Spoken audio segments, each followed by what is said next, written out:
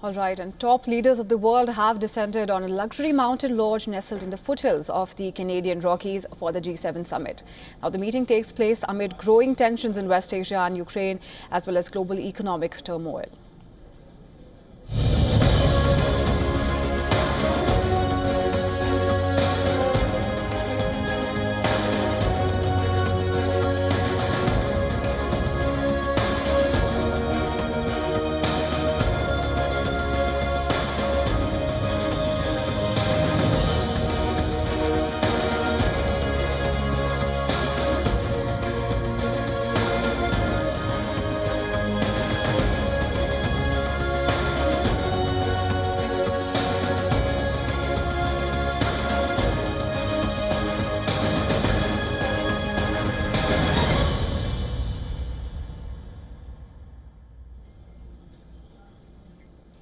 Canada is chairing the 51st edition of the summit. Prime Minister Mark Carney has arrived in Calgary and will host his first G7 summit. US President Donald Trump was among the last leaders to arrive for the summit, and speaking to reporters before departing for Canada, Trump said the US remains committed to Israel's defense.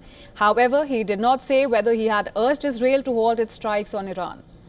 Well, this marks Trump's first G7 in Canada since 2018, a summit that ended in a public falling out with the then Prime Minister Justin Trudeau, whom Trump called very dishonest and weak. Now, among the others arriving are UK Prime Minister Keir Starmer, Japan's Premier Shigeru Ishiba, German Chancellor Friedrich Merz, and South Africa's President Cyril Ramaphosa.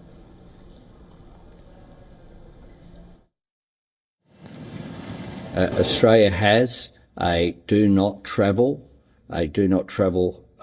warning for Israel and Iran.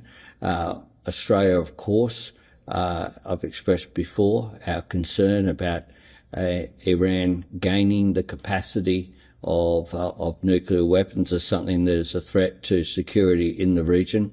But we, along with other like-minded countries, do want to see that priority on dialogue and diplomacy. European Commission President Ursula von der Leyen is also in Canada for the summit. She said she urged Israeli Prime Minister Benjamin Netanyahu in a call on Sunday to pursue diplomacy with Iran, but stopped short of calling for a ceasefire. French President Emmanuel Macron reaffirmed his support for Greenland before departing for the G7 summit on a visit to the Arctic territory on Sunday. Macron had declared that Greenland is not to be sold or taken. Now, his comments were a direct criticism of US President Donald Trump's interest in buying the territory. Now, away from the official summit site, protesters gathered in downtown Calgary to raise a range of global and local concerns. In recent years, G7 protests have been tightly controlled. Demonstrators are usually confined to designated zones, often over 100 kilometers from the meeting site.